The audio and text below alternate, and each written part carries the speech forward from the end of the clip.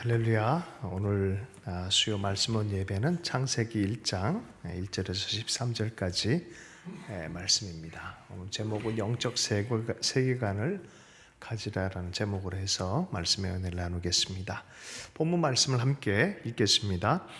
태초에 하나님이 천지를 창조하시니라. 땅이 혼돈하고 공허하며 흑암이 깊음 위에 있고 하나님의 영은 수면 위에 운행하시니라. 하나님이 이르시되 빛이 있으라 하시니 빛이 있었고 빛이 하나님이 보시기에 좋았더라. 하나님이 빛과 어둠을 나누사 하나님이 빛을 낮이라 부르시고 어둠을 밤이라 부르시니라. 저녁이 되고 아침이 되니 이는 첫째 날이라. 하나님이 이르시되 물 가운데 궁창이 있어 물과 물로 나뉘라 하시고 하나님이 궁창을 만드사 궁창 아래의 물과 궁창 위의 물로 나뉘게 하시니 그대로 되니라. 하나님이 궁창을 하늘이라 부르시니라. 저녁이 되고 아침이 되니 이는 둘째 날이니라. 하나님이 이르시되 천하의 물이 한 곳으로 모이고 묻이 드러나라 하시니 그대로 되니라. 하나님이 묻을 땅이라 부르시고 모인 물을 바다라 부르시니 하나님이 보시기에 좋았더라. 하나님이 이르시되 땅은 풀과 씨 맺는 채소와 각기 종류대로 씨 가진 열매 맺는 나무를 내라 하시니 그대로 되어 땅이 풀과 각기 종류대로 씨 맺는 채소와 각기 종류대로 씨 가진 열매 맺는 나무를 내니 하나님이 보시기에 좋았더라. 저녁이 되고 아침이 되니 이는 셋째 날이니라. 영적 세계관을 가지라라는 제목으로 말씀을 나누겠습니다. 우리의 삶은 원하든 원하지 않든 간에 나름의 세계관을 가지고 있습니다. 세계에 대한 구성에 대한 인지의 방식들, 또 가치의 체계들, 이런 여러 가지 문화적 함유들을 다 합쳐서 세계관이라는 것을 가지고 있는데요. 좀 예를 들면은 우리 동북아 지역의 집단 무의식이라고 하는 심리학적 용어를 빌려서 이야기해 보면은 동북아 지역엔 독특한 문화가 있습니다. 조상 제사라는 게 있어요. 이걸 드리지 않으면 마치 인생이 꼬이는 거라고 착각을 합니다.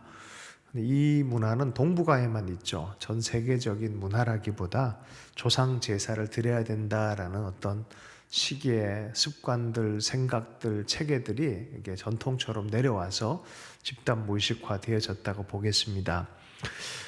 인도에 가면 소를 먹지를 않습니다. 소를 신성하게 생각하는 생각이 있기 때문에 그렇습니다.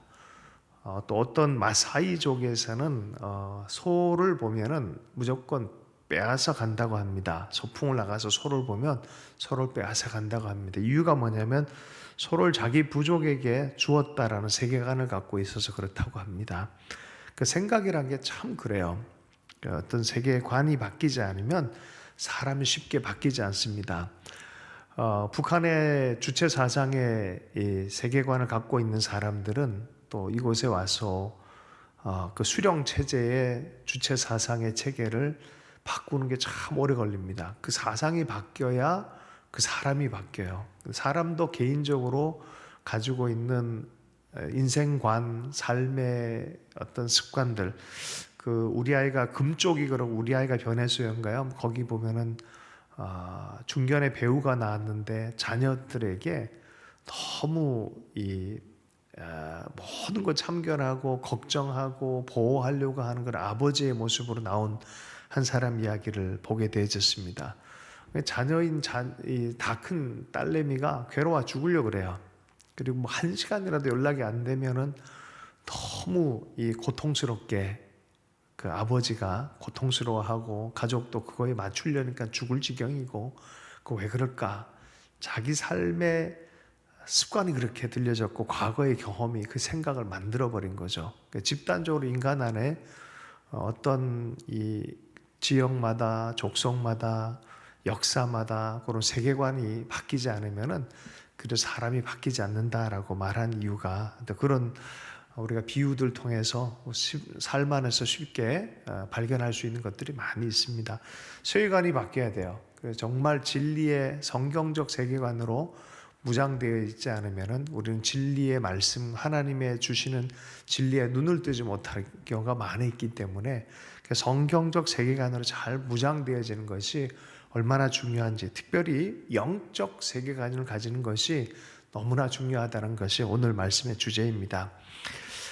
창조한 세계, 하나님이 창조한 세계, 인간이 죄로 말미암아 타락한 이야기, 그리고 하나님이 타락한 인간과 만물을 회복하기 위한 구속의 노력들, 그 사랑들, 그리고 하나님이 세계를 온전히 새롭게 하는 완성의 이야기, 성경적 세계관의 틀거리입니다.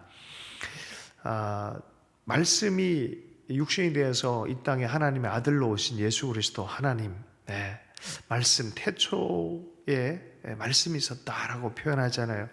그 말씀은 사실은 궁극적인 세계, 영적인 세계의 엑기스와 같은 이야기로부터 시작되어지는 거죠. 근데 보이지 않는 것이 보이는 세계를 창조한 그런 이 두 세계에 대해 성경은 분명히 얘기를 합니다. 보이는 세계가 있고 보이지 않는 영적 세계가 있다라고 말합니다. 하나님의 창조는 실은 이런 영적 창조와 더불어서 보이는 세계의 창조예요. 자, 보이지 않는 하나님을 친밀하게 그러므로 알아야 우리는 이 성경적 세계관에 대해서 깊이 있게 이해하기 시작합니다. 영적 세계를 알아야 돼요. 그리고 이 세상에 속한 것에 대해서 자유롭게 되죠. 그리고 바르게 판단할 수 있죠. 잘못 판단하면은 우리가 다스리고 갖고 와야 될 나무에게 절할 수도 있고, 또 뭐 바위나 또 동물이나 인간이나 뭐 다를 게 있냐라고 자칫 잘못 생각해서 인간의 존엄성 자체를 성경적 의견보다는 막 되는 대로 생각을 해서 함부로 대할 수도 있는 것이죠. 자, 그 첫 번째, 자연 세계를 창조하신 하나님에 대해서 짧게 좀 나누겠습니다. 하늘과 땅을 짓고 바다를, 태양을, 또 달을, 별을, 자연 세계를 하나님께서 창조하셨습니다. 하나님께 자연 세계를 창조하실 때 육지의 동물을, 바다의 물고기를, 하늘의 각종 새를 창조하셨습니다. 창세기 1장에는 그 과정에 대해서 하나님께서 이 세상 자연 세계를 창조하셨다라고 잘 설명하고 있습니다. 첫째 날에는 빛과 어둠을, 둘째 날에는 궁창 위의 물과 아래의 물을 나눴다라고 또한 이야기를 합니다. 셋째 날은 천하의 물을 모으고 무시 드러나라 하고 땅과 바다를 분류하고 풀과 씨 맺는 채소와 열매 맺는 나무를 창조하셨습니다. 네 번째 날에는 궁창의 해와 달, 별, 스카이, 그곳 가운데 해와 달과 별을 창조하셨습니다. 다섯째 날은 새와 바다의 짐승과 생물을 창조하시고, 여섯 번째는 땅의 생물과 가축, 짐승, 그리고 하이라이트인 사람을 하나님께서 하나님의 형상을 가지고 창조하셨다고 말합니다. 일곱째 날에는 안식하셨다고 말씀하시죠. 창세기 1장에는 6일 동안의 천지 창조를 기록하고 있고, 창세기 2장에는 7일째 하나님께서 안식하셨다라는 조화세계, 하나님 보시기에 아름다운 세계를 묘사하는 그 안식일의 풍경을 보여주고 있습니다. 여섯째 날에 하셨던 클라이막스의 창조의 클라이막스에는 사람을 하나님 창조하셨는데, 창조의 목적을 보면은 사람을 중심해서 하나님과의 관계가, 바로 사람과 하나님과의 관계가 이 이야기의 중심에 있는 듯이 보여집니다. 사람을 창조하신 목적과 과정이 있고 사람에게 부여하신 명령도 있어요. 에덴 동산을 다 창설하시고 거기 사람을 두시고, 에덴 동산처럼 세상 모두를 이렇게 가꾸어라, 컬티베이트해라, 경작해라. 경작할 사람이 없으니 경작해라고 말하죠. 그 경작하다라는 컬티베이트에서 컬처라는 문화가 나와서 이것을 문화명령이다라고 말하기도 합니다.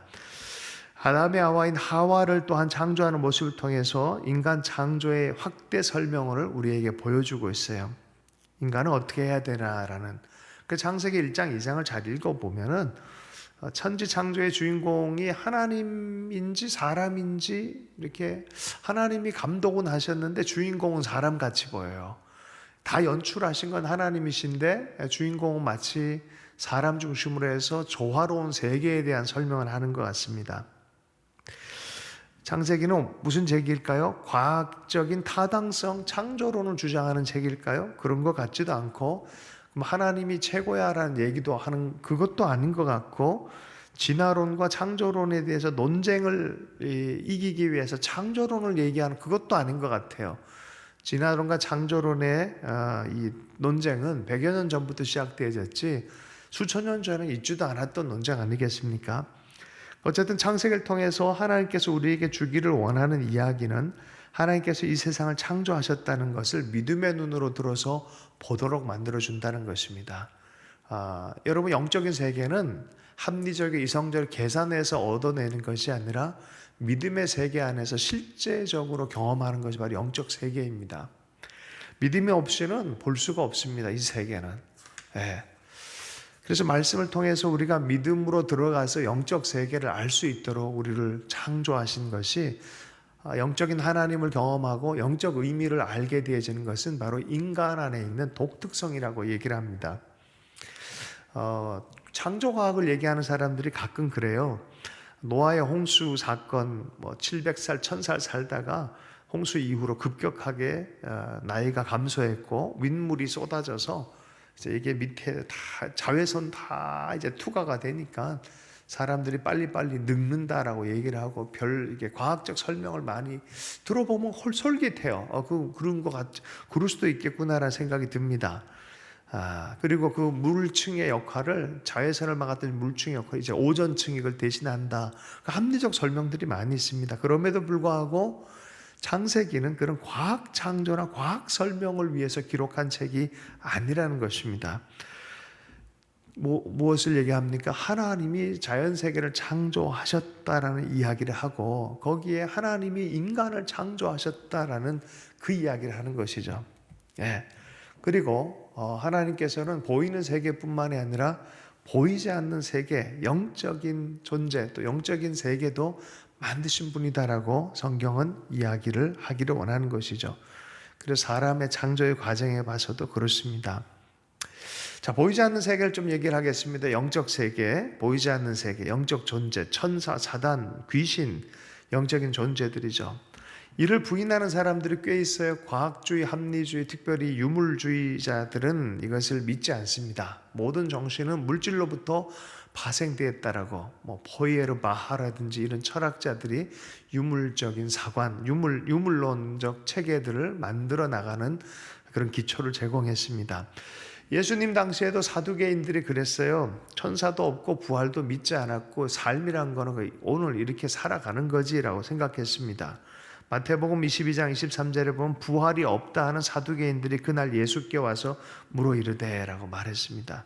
사도행전 23장 8절에 여전히 사두개인들은 또 그런 주장을 계속했던 것을 바울의 기록을 통해서 알 수 있습니다. 이는 사두개인은 부활도 없고 천사도 없고 영도 없다 하고 라고 얘기했지만 바리새인들은 다 있다라고 믿고 바랐다는 거죠. 바리새인들은 영적 세계를 인정했어요. 사두개인들은 철저하게 오늘 여기 보이는 삶이 우선적인 그런 사람들이었습니다. 그러니까 죽으면 끝이지라는 거죠. 그 당시에 유물론자라고 보면 되겠어요. 사두개인들 종교적인데 유물론자 그런 느낌이죠. 어쨌든 영적 세계, 사후 세계 이런 것들을 믿지 않았던 그 사두개인들이었습니다. 여러분, 만약에 유물론주의자들이 인간 안에 그래서 영적 세계가 없고 영적 의미가 없다고 생각해 버리면 인간은 그냥 물질적인 것이 가장 기본인 사람이 돼요. 인간 존엄성과 가치의 의미, 영적 의미를 두지 않기 때문에 인간 가치가 굉장히 축소가 되어 버립니다. 물질화가 되어 버립니다. 결국 끝나면 죽는 한 물질과 다를 바가 없는데, 여러분 그 유물사관이 가장 기초가 되어진 이데올로기가 뭡니까? 공산주의입니다. 공산주의에서는 사람의 희생 자체를 별로 문제의식으로 느끼지 않았어요. 초기에는 혁명을 위해서 사람주의를 당연하다고 생각했습니다. 그래서 동족들 수백만 명, 수천만 명이 죽어나가는 것을 혁명을 위한 과정이라고 파악하는 거죠. 무서운 결론을 만들어내는 거예요. 생각의 결론이고 세계관의 결론이에요, 사실은. 그래서 그것은 굉장히 하나님이 없다고 하는 세계관의 바탕이 되어진 게 공산주의 유물론입니다. 하나님의 형상으로 창조된 사람, 그것도 인정하지 않는 거죠. 하나님의 형상이 어디 있어? 진화된 거지. 그냥 하나의 물질이 우연히 발생돼 가지고 진화의 과정을 거듭해서 원숭이에서 인간으로 변한 거지. 이 물질이나 인간이랑 뭘 다를 게 뭐 있어라고 생각하면 생명이 가벼워지는 거예요. 의미가 없어지고 가벼워지는 것입니다. 그 안에 영원한 생명이 되는 영혼이 존재한다는 의식 자체를 하지 못합니다. 영적 세계를 인정했던 바리새인들은 영적 세계를 인정했지만 예수님으로부터 여러분 그 세계를 인정한 것만으로 칭찬받는 게 아니란 것 또한 보여주고 있어요. 바리새인도 여전히 주님으로부터 책망을 많이 받았습니다. 주님께서는 둘 다를 문제시했어요. 바리새인들과 사두개인들의 누룩을 주의해라라고 말했습니다. 영적인 존재를 인정하는 것이 이 바르게 어느 정도는 기초적인 판단을 할 수 있겠지만 그것 자체가 중요한 건 아니에요. 영적인 세계를 누가 제일 먼저 인정하냐면 귀신들이 인정합니다. 많은 예수 믿는 사람들이나 과학적인 기독교인들마저도 있어요. 영적 세계를 믿지 않으려고 그러는 사람들이 있어요. 기적을 더 이상 믿지 않으려고 하는 사람들이 있어요. 그리고 귀신의 세계조차도 믿지 않으려는 사람이 있어요. 여러분 당장 무당 깃발 꽂은 데 가서 얘기해 보십시오. 영적 세계에 대해서 귀신의 영을 섬기는 사람들은 훨씬 더 많이 거품 물면서 얘기를 할 겁니다. 그 세계가 분명히 있다라고 얘기를 할 겁니다. 빌립보 지역에서 선교할 때 사도 바울에게 와서 귀신 들린 점하는 귀신 들린 여정이 와서 얘기를 합니다. 이 사람들은 지극히 높으신 하나님의 종으로 구원의 길을 너희에게 전하는 자들이라 라고 합니다. 귀신들도 진실을 얘기해요. 때로는 진리에 가까운 얘기도 포착해서 얘기를 합니다. 여러분 알아도 책망을 받아요. 그것을 아는 정도가 아니라 어떻게 살 것이냐라는 문제인 것입니다. 여러분 사람은 그래서 자연적인 흘과 더불어 하나님의 영적인 호흡, 생기로부터 생영이 된 living being이 되어진 존재다라고 말해요. 그래서 인간을 생각할 때 육적으로만 파악해도 잘 파악 못하고요. 영적으로만 봐도 육으로 지어진 인간에 대해서 온전하게 파악하지 못하는 거예요. 이 양쪽 다를 다 봐야 인간을 바르게 파악할 수 있습니다. 자연세계는 자연 법칙이 있어요. 물리학과 중력과 만유인력의 법칙이 작동을 합니다. 영적 세계, 하나님, 천사, 마귀, 귀신이 있는 그런 그 영적 세계 안에서 영적 법칙이 통하는 거예요. 성령의 법이 통하고 믿음의 법이 통하는 그 장소가 있어요. 그 영적인 세계는 영적으로야 분별할 수 있는 거예요. 믿음 안에서 분별할 수 있고 성령의 움직임을 통해서 그것을 이해하는 것이죠. 자연 세계와 영적 세계에 통합적으로 경험하고 있는 존재가 바로 인간이다라고 말합니다. 하나님이 사람을 흙으로 만드시고 하나님의 생기로 그 코에 불어서 생명체 네페시 하야 리빙 비잉이 되게 만드셨다라고 창세기 2장 3절에서 말씀합니다. 사람을 인간의 하나님의 형상으로 만들었다라고 말했어요. 그리고 그 영적인 하나님이 인간을 아들로 부르시기 위해서 그 형상으로 만드시고 결국 하나님의 아들로 칭함받도록 하는 것이 하나님의 마음이다라는 것을 창조의 마음이었다는 것을 성경을 통해서 유추할 수 있습니다. 여러분 그러므로 영적인 하나님이 창조주이시고 모든 세계 주관자인 걸 알았다면 먼저 영적인 세계관이 열려야 돼요.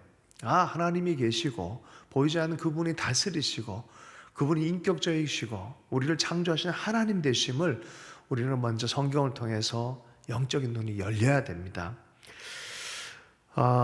성부는 흙으로 돼 있어서 우리 인간은 흙을 보면 굉장히 친하게 지내요. 몸도 아프다가 이 양말 벗고 요새 막 맨발로 돌아다니면 건강이 막 땅으로부터 막 에너지가 나와서 살아나는 이야기가 많이 있어요. 그죠? 흙을 밟기도 하고 어릴 때부터 흙 갖고 장난치기도 하고 그렇습니다. 그러나 인간은 확실히 육만을 가진 사람이 아닙니다. 영적인 존재인 것을 잊지 말아야 된다라고 말합니다. 사람은 육체와 영혼으로 구성되어 있든지 혹은 영과 육과 혼으로 3분설 혹은 2분설이라 얘기하는데 이건 뭐 심리학자, 신학자들이 계속 다투고 있는 부분입니다. 그러나 분명한 것은 육으로만 이루어지지 않았다는 것을 우리에게 얘기해 주고 있어요. 예수님께서는 이것을 처음부터 마태복음에서 말씀하셨어요. 사람이 떡으로만 살 것이 아니라 하나님의 입으로 나오는 말씀으로 살 것이다 라고 말해요. 여러분 육체적인 존재는 떡이 필요합니다. 그러나 영적인 존재는 하나님의 말씀이 필요합니다. 성령의 터치가 필요합니다.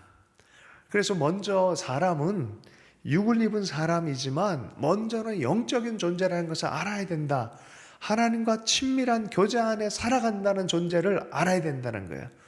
영이 산 사람들은 바로 그렇게 먼저 영적인 일들을 아는 것이죠. 육만 아는 사람들은 도리어 영적인 세계를 가리울 때가 많아요. 먹을 것만 찾고 욕망만 찾다가 세상의 쾌락만 찾다가 영적인 하나님을 놓쳐버린 경우가 많이 있습니다. 그래서 많이 경고를 하죠. 예수님 당시에도 그랬습니다. 떡만을 위해서 사는 사람들에 대해서 예수님께 배고픈 사람에게 떡을 주길 원했지만 진짜 주길 원했던 게 뭐였습니까? 내가 생명의 떡인 걸 너희들이 알았으면 좋겠다라고 말하는 거죠. 하늘로부터 내려온 생명의 떡이다라고 말해요. 영적인 다리가 다시 놓여졌다. 영적인 배고픔을 채워줄 수 있는 생명의 떡. 여러분, 성찬할 때 우리가 그리스도 예수의 몸과 피에 참여한다는 표현을 써요. 자칫 들으면 되게 무섭죠. 그러나 사실은 그 영적인 존재이기 때문에 영적인 만남을 통해 영적인 양식을 제공하는 분이 있다는 거예요. 예수 그리스도를 통하여 하나님께서 우리에게 영적으로 채우시는, 우리는 먼저 영적인 존재라는 것을 잊어버리면 안 돼요. 고린도전서 3장 13절 16절 말씀에 너희가 하나님의 성전인 것과 하나님의 성령이 너희 안에 거하는 줄 알지 못하느냐라고 말해요. 육신으로만 보면 안 된다는 거예요. 여러분, 그래서 우리가 육신의 삶으로 우리 인생 전체를 해석하면 정말 잘못 해석하는 겁니다. 영적인 눈으로 우리 육신을 볼 줄 알아야 돼요. 그리고 이 정말 거룩함과 경건한 삶이라는 것은 육체도 잘 건수하고 건강하게 하나님의 성전처럼 다루는 법과 보존하는 법, 그리고 영적인 부분에서 우리가 거룩하게 구별되는 법, 이런 것들을 균형 잡게 또 살아가야 되는 것이죠. 먼저는 우리가 영적인 하나님의 형상대로 지음받은 성품을 따라가는 영적인 사람인 거 알아서 우리 영은 주님을 가까이하고 말씀을 가까이하고 성령이 가까워질 때 우리 영이 살아가는 거죠. 육체적으로는 잘 관리하고 영양분을 잘하고 잘 쉴 때 우리가 살아가는 것. 이것이 바로 인간인 것이죠. 우리 두 세계 안에서 영적인 세계관으로 볼 줄 아는 하나님의 사람들이 되기를 축복합니다. 주신 말씀 붙들고 함께 기도합니다. 하나님, 우리로 하여금 영적인 건강한 세계관을 확보할 수 있도록 은혜 허락해 주십시오. 육에 치우치지 않기를 원합니다. 또한 우리의 육이 없는 것처럼 너무나 영적인 것만 추구하는 그런 공상적인 사람이 되기를 원치 않습니다. 하나님, 균형 잡히게 영적인 하나님과 실제적 교제함 안에서 육신의 삶, 보이는 삶 안에서 변혁을 가져오는 하나님, 경건한 사람들, 구별된 사람들, 균형 잡힌 영적인 사람들 될 수 있기를 원합니다. 너희는 먼저 그의 나라와 그의 의를 구하라. 그럼 이 모든 것을 더하겠다 말씀하시고, 떡만으로 사는 것이 아니라 하나님의 말씀으로 살 것이라 말씀하셨는데, 아버지 하나님, 영적 세계를 먼저 추구하며 그 의미를 가지고 육신의 삶을 잘 가꾸며 살아내는 소명의 삶을 살 수 있도록 은혜 허락하여 주옵소서. 우리 한 사람 한 사람과 영육하는 가운데 내 영이 잘된 것 같이 내가 범사에 잘 되기를 원하노라 하신 바울의 기도가 온전히 이루어지게 주님 역사하여 주시옵소서. 기도 제는 주님께 의탁합니다. 예수님 이름으로 축복하며 기도했습니다.